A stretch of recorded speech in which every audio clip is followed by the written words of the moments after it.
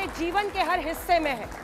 वो कॉलेज के क्लासरूम्स में है, वो सड़कों पर है, गलियों पे है, पान दुकानों पर है, दफ्तरों में है। हर कोई ऑपरेशन सिंदूर हमने क्या हासिल किया, क्या नहीं किया, पाकिस्तान के खिलाफ जो एक्शन लिया वो सही था, युद्ध और चलना चाहिए था, हर तरह की चर्चा चल रही है और इसमें कुछ गलत भी नहीं है क्योंकि ये राजनीति है।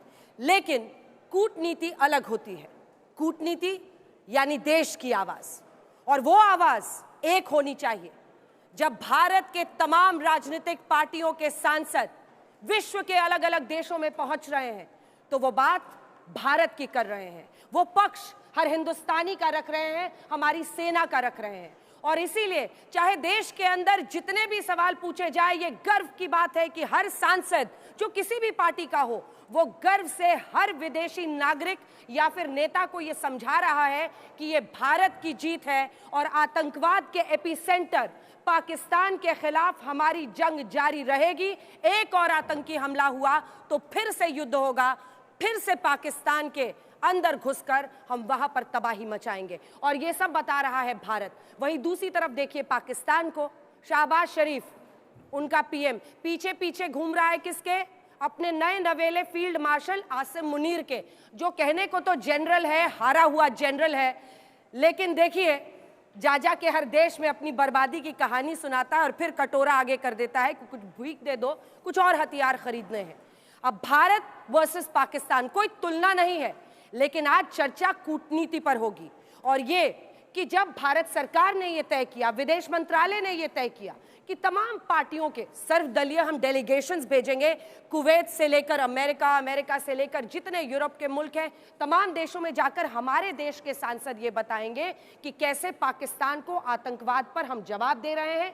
और इसी के साथ ये सवाल उठता है जो आज हमारा विषय भी है। तो आज बहस बाजीगर का विषय ये है कि क्या सर्वदलीय डेलीगेशन तमाम विदेशों में भेजना ये बताने के लिए कि पाकिस्तान क्या कर रहा है, मोदी सरकार का एक कूटनीतिक मास्टर स्ट्रोक है। तो आज इसी पर चर्चा करेंगे। लेकिन इससे पहले कि हम चर्चा की शुरुआत करें, एक बार जरा हमारे दर्शकों को दिखा दीजिए जो यहाँ पर मौजूद हैं और जो घरों में भी हैं वो भी देख रहे हैं। लेकिन ये तीन जो अलग अलग हिस्से हैं, नीले गमछे वाले, सफेद और लाल, अब तो आप जान ही गए होंगे बहस बाजीगर में हम क्या करते हैं। लेकिन सबसे पहले आइए आपको सुना देते हूँ, क्योंकि असदुद्दीन ओवैसी उनकी छवि देश के अंदर क्या है, लेकिन जब विदेशों में जाकर वो हुंकार भर रहे हैं पाकिस्तान के खिलाफ तो हर भारतीय का सीना चौड़ा हो रहा है। शशि थरूर से लेकर प्रियंका चतुर्वेदी, ये तमाम सांसद अलग अलग पार्टियों के भारत की आवाज कर रहे हैं। सबसे पहले आपको सुना देते हैं ये क्या कह रहे हैं। Our Prime Minister has made it very clear. Operation Sindoor was necessary because these terrorists came and wiped the sindoor off the foreheads of 26 women. No difference between these terrorist organizations in Pakistan and the ISIS Takfiri ideology. India ने clear cut दिया कि कल को कोई घटना होगी, कोई भी टेररिस्ट अटैक अब देश पे होगा तो एक्ट ऑफ वॉर माना जाएगा। You talk about Hafiz Saeed, you talk about Tawur Rana, any terrorist you name, Pakistan is safeguarding them, nurturing them, protecting them. We didn't attack any area of Pakistan except the terrorist camps. Terrorism has become an economic industry for Pakistan to hold the world to account. अगर भारत पे कोई हमला करेगा तो हर भारतीय एक साथ उसके खिलाफ, आतंकवाद के खिलाफ पूरी ताकत से लड़ेगा। तो आइए अब आपको लिए चलते हैं हमारे यहाँ पर मौजूद दर्शकों के बीच में। सबसे पहले ये वो हिस्सा है जो इस पक्ष के खिलाफ है। ये नीले गमछे वाले हैं और ये पक्ष के खिलाफ है। सारे तैयार हैं हाँ बहस बाजीगर चुनने के लिए? और ये वो है जो शांति प्रिय लोग हैं, मोर और लेस आप कह सकते हैं न्यूट्रल है इस टॉपिक पे। और ये है वो लाल गमछे वाले, दिखाइए इनके चेहरे। ये अभी से ही ज्यादा तादाद में लग रहे हैं मुझे, नहीं सफेद वाले भी लगभग नहीं, ये थोड़े से ज्यादा हैं। ये मानते हैं कि ये कूटनीतिक मास्टर स्ट्रोक है डेलीगेशन वाले। तो तालियों के साथ आप सभी का बहुत बहुत स्वागत। यहाँ पर मौजूद जनता जो आज अपनी राय रखेगी, ये भी वोट करेंगे, आप भी वोट कर सकते हैं जो घरों में हैं। QR कोड स्कैन कीजिए, वोट डालिए और आप चुन सकते हैं आज का बहस बाजीगर, और पक्ष विपक्ष में भी अपनी राय दे सकते हैं। लेकिन अब बारी है सबसे पहले हमारे 3 एस्टीम्ड जजेस को बुलाने का। और आज जजेस में एक बहुत खास मेहमान हमारे साथ आ रहे हैं, क्योंकि एक ऐसे व्यक्ति हैं वो जिन्होंने अपनी पूरी जिंदगी ही इसी डिप्लोमेसी, इसी कूटनीति में झोंक दी है।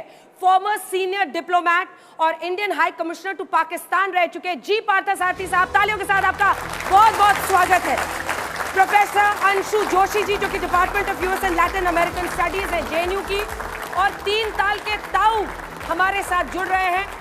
तो बहुत बहुत तालियों के साथ स्वागत कीजिए हमारे जजेस का, क्योंकि यही आज बताएंगे जब हमारे बहसबाजीगर भटकेंगे, इधर से उधर जाएंगे, तो यही उनको सही करेंगे। और अब बारी है जब हम पक्ष और विपक्ष की तरफ से एक एक वक्ता को स्टेज पर बुलाने वाले हैं। तो पेशे से वकील, भारतीय जनता पार्टी के राष्ट्रीय प्रवक्ता सिद्धार्थ यादव, तालियों के साथ स्वागत कीजिए। अजय उपाध्याय जी, प्रवक्ता कांग्रेस पार्टी के, अपने तेज अंदाज के लिए जाने जाते हैं, तालियों के साथ उनका अभिनंदन कीजिए। और अब अपने अगले 2 वक्ताओं को बुलाते हैं। चिराग पासवान एलजेपीआर की तरफ से अरविंद वाजपेयी जी हमारे साथ जुड़े, तालियों के साथ स्वागत। और आशुतोष वर्मा जी, डॉक्टर आशुतोष वर्मा, प्रवक्ता समाजवादी पार्टी के अगले 2 वक्ता होंगे, तालियों के साथ बहुत बहुत अभिनंदन दोनों का। सबको अब जल्दी है कि शुरू हो डिबेट, तो आखिरी 2 वक्ता जो दोनों तरफ से आने वाले हैं, अब उनका स्वागत करते हैं। अशोक सज्जनहार जी, फॉर्मर डिप्लोमैट, तालियों के साथ स्वागत कीजिए। और एसडी मुनि जी हमारे साथ जुड़ रहे हैं, जो कि प्रोफेसर एमेरिटस है school of international studies JNU के, तालियों के साथ बहुत बहुत स्वागत है आप दोनों का। और अब इसी के साथ बारी आ चुकी है जब हम इस डिबेट शो की शुरुआत करने वाले हैं। नियम आपको बताते हुए आगे बढ़ेंगे इस डिबेट में, क्योंकि हर वक्ता को शुरुआती 2 मिनट मिलेंगे, जिनमें उन्होंने अपनी अपनी बात पक्ष और विपक्ष में बोलनी है। फिर जजेस उनको ध्यान से सुनेंगे, जजेस के कमेंट्स भी होंगे। तो सबसे पहले आप लोग आपस में बात कर लीजिए और देख लीजिए आपकी टीम में कौन सबसे प्रबल प्रवक्ता है, किसको सबसे पहले फील्ड में उतारिएगा। शुरू करते हैं जल्दी से, टाइम के बिना जल्दी से। सिद्धार्थ यादव और यहाँ पर अजय उपाध्याय जी, आइए अपनी अपनी जगह लीजिए। दोनों को 2-2 मिनट मिलेगा, अपना पक्ष उन्हें रखना है, और फिर कैसे वो डिफेंड करते हैं, मोशन को कैसे डिफेंड करते हैं, ये जरूरी है। हमेशा याद रखिए कि ये अन्य बहस से अलग है। जो मोशन आपको दिया गया है, आपको उसको डिफेंड करना है। आप अपनी दलीलें कितने अच्छी तरीके से देते हैं, इसी पर जजेस की नजर रहेगी। जी पार्थसारथी साहब, आपसे हम लोगों ने बहुत सारे किस्से सुने हैं, पाकिस्तान के आपके अनुभव के, कूटनीति के आपके अनुभव के। आज आप इनसे क्या सुनना चाहेंगे? मैं इनसे ये जानना चाहता हूँ कि हमारे साथ समस्याएं हैं, हाँ, और इनकी सोच विचार क्या है, खासतौर पर पाकिस्तान के बारे में। उम्र मेरी बहुत बढ़ गई है, I want to listen to the youth. वाह, क्या बात है। मैम आप बताइए, आप क्या उम्मीद रखते हैं? कुछ इनको बताइए कि कैसे आपको खुश करना है। मैं बहुत रोचक और तथ्यपरक बहस सुनना चाह रही हूँ, और चिर परिचित चेहरे हैं साथ में, और मैं चाहती हूँ कि मतभेद तो हो पर मनभेद ना हो, और टॉपिक इतना इंटरेस्टिंग है और संवेदनशील भी है, तो भारतीयता की चमक और धमक दोनों दिखाई पड़े। वाह, भारतीयता के नाम। चलिए तो अब शुरू करते हैं।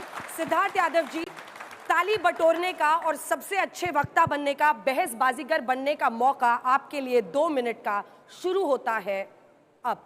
ऑपरेशन सिंदूर के बाद देश ने जो एकजुटता दिखाई है, मैं मानता हूं कि वो सबको गौरवान्वित करने वाला है। भारत ने देश के अंदर एक नया नैरेटिव स्थापित किया है, नो टॉलरेंस टू टेररिज्म, और इसी बात को लेकर के हमारे प्रतिनिधिमंडल पूरे विश्व में जा रहे हैं। हर देश में जाकर के भारत की इस बड़ी हुई ताकत के बारे में बता रहे हैं। देश की सरकार ने बहुत से रंगों के नेताओं को चुना है। वो हो सकता है हमारा मतभेद भी उनसे हो, पर चूंकि वो बात भारत की कर रहे हैं, इसीलिए वो उस डेलीगेशन में जाकर के देश के इस पक्ष को रख रहे हैं। क्योंकि हम तो हमेशा से ये सीखते आए कि व्यक्ति से बड़ा दल और दल से बड़ा देश। पर दुर्भाग्य कुछ और है। दुर्भाग्य ये है कि जो दूसरे दलों के नेता भारत की बात रखने के लिए विश्व में जा रहे हैं, उनको अपनी पार्टी से ताने सुनने पड़ रहे हैं। दुर्भाग्य यह है कि बड़ी बड़ी पार्टियों के सीनियर लीडर्स, उनको कहा जा रहा है कि आप भारत की बात वैश्विक मंचों पर रख रहे हैं, तो आप बीजेपी के सुपर स्पोक्स पर्सन हो गए हैं। आपने लक्ष्मण रेखा लांघ दी है। क्या भारत की बात करना बीजेपी का सुपर स्पोक्स पर्सन होना होता है?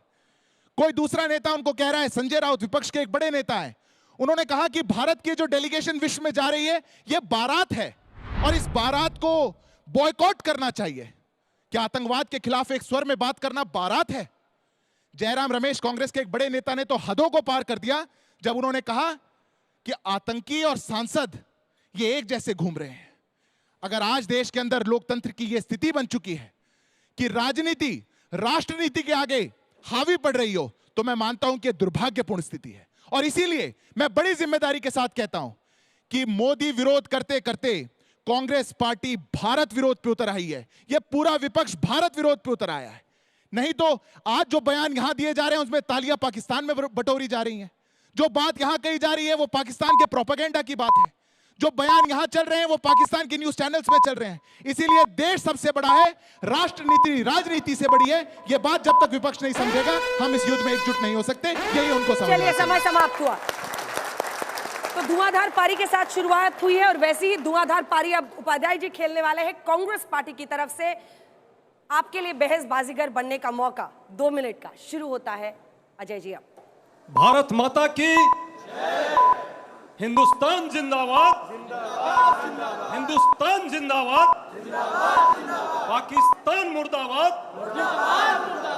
साथियों, मुझे तो आज बताया गया था कि यहाँ कूटनीतिक प्रयास जो डेलीगेशन विश्व में जा रहा है उस पर चर्चा है। मुझे नहीं पता है कि भाजपा के लोग कांग्रेस पर प्रहार करने के लिए यहाँ आया है, लेकिन फिर भी मैं भाजपा के लोगों का स्वागत करता हूं क्योंकि देश कांग्रेस और भाजपा से बड़ा है और आज देश पर संकट है। पूरा देश जो है, सभी दल सभी विचार के लोग एक साथ खड़ा है। ये भारत की खूबसूरती है। वैश्विक स्थल पर जब भी हम जा रहे हैं पूरा विश्व में हमारी डंका बज रही है और हम आतंकवाद पर प्रहार करने जा रहे हैं। बेशक भाजपा के लोग कांग्रेस पर प्रहार करते रहे इस देश के अंदर, पर हम विश्व में जब भी जाएंगे भारतीय होने के नाते वैश्विक मंच पर हम भारत का नाम ऊंचा करना चाहते हैं। प्रश्न क्या है कि क्या जो कूटनीतिक प्रयास है यह बहुत ही अच्छा प्रयास है और इस पर सभी दल एक साथ गए। जिस तरह से सीज फायर हुआ, जिस तरह से जोश सबका एक था, सब जोश में ऊंचे थे, क्यों अचानक वो रुक गया? यदि रुका नहीं होता, पाकिस्तान जो कुत्ते का दुम उसका है वो सीधा होने के कगार पर था। सेना का जोश शीर्ष पर था, चरम पर था, किसी कारण से ये रुका है। दूसरी बात, पाकिस्तान के यदि उस दुम को सीधा करना है तो ये कूटनीतिक प्रयास जो विदेशी जो डेलीगेशन हमारा विदेशों में घूम रहा है, इसके साथ साथ हमें प्रयास करना होगा कि उन देशों को भी जो देश इस दौरान पाकिस्तान के साथ थे, चाहे वो चीन हो, चाहे वो तुर्की हो, चाहे वो अजरबैजान जैसे लोग हों, वो भी पाकिस्तान के समर्थन के पीछे छुपकर भारत के कहीं ना कहीं नुकसान भारत को पहुंचाना चाहते थे और आतंकवादियों का समर्थक है। उनके साथ भी कोई ट्रेड टॉक नहीं होगा, उनको भी टेररिस्ट समर्थक माना जाए, ये हम सबको संकल्प लेना होगा। बहुत अच्छा, समय समाप्त हुआ। गजब। तो दोनों तरफ से धुआंधार ओपनिंग बैट्समैन ने अपनी अपनी पारी खेल ली है। आप दोनों अपनी जगह पर जा सकते हैं, लेकिन इससे पहले कि हम अगले वक्ता को बुलाएं, अब वक्त है युवा नेता को चुनने का। तो आपकी तरफ से कौन आ रहा है? आप सफेद शर्ट पे लाल शेर बने हुए हैं, तो मेक इन इंडिया वाले शेर लग रहे हैं। लीजिए, इधर से कौन बोलेगा? आप आइए, तो मेरे साथ आ जाइए आप दोनों। तो ये दोनों युवा नेता हैं जो इसी टॉपिक पे सर बोलने वाले हैं। आइए, तालियां बजाइए भाई इनके लिए। बहुत अच्छा। नर्वस थोड़ा? नहीं मैम, एकदम नहीं। नाम बताइए अपना। आर्यन बंसल। तो आर्यन बंसल युवा नेता हमारे आज के 45 सेकंड के लिए बोलने वाले हैं और देखते हैं नेताओं की छुट्टी ये करते हैं या नहीं करते हैं। आर्यन बंसल, आपका 45 सेकंड का समय शुरू होता है अब। नमस्कार, मैं हूं आर्यन और मैं इस मोशन के पक्ष में हूं कि भारत में जो सर्वदलीय डेलीगेशन विदेश में भेजा है वो एक मास्टर स्ट्रोक है। हमने देखा कि जब हम पे हमला हुआ, ये पहलगाम अटैक हुआ, उसके बाद ही विदेशी मीडिया ने कैसे पाकिस्तानी पत्रकारों की बायलाइन के साथ भारत के विरोध में प्रोपेगेंडा शुरू कर दिया। जिस यूएसए को हम अपना मित्र मुल्क कहते हैं या साथी मुल्क कहते हैं, उसके भी वॉशिंगटन पोस्ट जैसे बड़े बड़े अखबारों ने भारत के खिलाफ फेक न्यूज़ फैलानी शुरू करी। तो ये बहुत ही ज़रूरी हो गया था कि भारत की बात विदेश में पहुंचाई जाए और इसको पहुंचाने के लिए एक सर्वदलीय डेलीगेशन चुना गया जिसमें अलग अलग पार्टियों के नेता चुने गए। किरेन रिजिजू जो कि संसदीय कार्यों के मंत्री हैं, वो अपनी इंस्टाग्राम पर रील्स डालते हैं और दिखाते हैं कि कैसे बापू के सपनों का भारत सर्वदलीय डेलीगेशन बाहर जाके बना रहा है, जहां पर वो पाकिस्तान को एक्सपोज कर रहे हैं। वो बताते हैं कि हम सब भारत में अलग हो सकते हैं लेकिन विदेश की धरती पर हम एक है। तो ये जरूर एक मास्टर स्ट्रोक है। वाह, गजब गजब, एकदम बंसल जी ने कमाल कर दिया है। बंसल जी गजब। माइक उठाइए, अपना नाम बताइए। मेरा नाम आर्यन यादव है। आर्यन यादव जी, आप नर्वस? नर्वस नहीं। चलिए, 45 सेकंड का आपका समय इस मोशन के विरोध में बोलने का अब शुरू होता है। देखिए, इंडिया जब एग्रेसर की तरह दिखता है, इंडिया जब पावर स्टेट दिखता है, वो हिस्ट्री में 2 बार हुआ है। जब हमारी महिला प्रधानमंत्री इंदिरा गांधी 90,000 ह्यूमन हिस्ट्री का सबसे बड़ा सरेंडर नेगोशिएट करती हैं, और जब हमारे प्रधानमंत्री लाल बहादुर शास्त्री ताशकंद में जाके अपने टर्म्स पे हाजी पीर पास को सरेंडर करते हैं, तब हम लोग पाकिस्तान को उसके घुटनों पे लाते हैं, ना कि तब जब हमारे प्रधानमंत्री अटैक के 3 दिन बाद आते हैं और स्पीच देते हैं, ना कि तब जब हमारे प्रधानमंत्री अटैक के 3 घंटे बाद लखनऊ में प्रोजेक्ट्स अनाउंस करते हैं। हमें यह ध्यान रखना है कि प्रधानमंत्री यानी लीडर ऑफ द स्टेट को खुद आना चाहिए सामने, ना कि भतेरे डेलीगेशंस भेजनी चाहिए और ढेर सारे अलग वॉइसेस को, अलग पॉलिटिकल नैरेटिव्स को भेजना चाहिए। हमें लीडर ऑफ स्टेट के अंडर यूनिफाई होना चाहिए, जो हमें यहाँ दिखना चाहिए था, जो नहीं दिखा। क्या बात है, तालियां, जबरदस्त। मतलब 2 आर्यन हैं यहाँ पे और एक बंसल जी, एक यादव जी। आने वाले वक्त में देखिए वो दिन दूर नहीं है, शायद आप अपनी पार्टियों की तरफ से भी आप लोग नेता बने, प्रवक्ता बने, यहाँ पर आए। लेकिन जबरदस्त तालियों के साथ आप दोनों का बहुत बहुत धन्यवाद। आइए अपनी जगह पर जा सकते हैं आप दोनों। कैसा लगा मैम आपको इन दोनों का? यंग ब्लड है और उस भारतीय रक्त का प्रवाह दोनों ही ओर से देखने को मिल रहा है।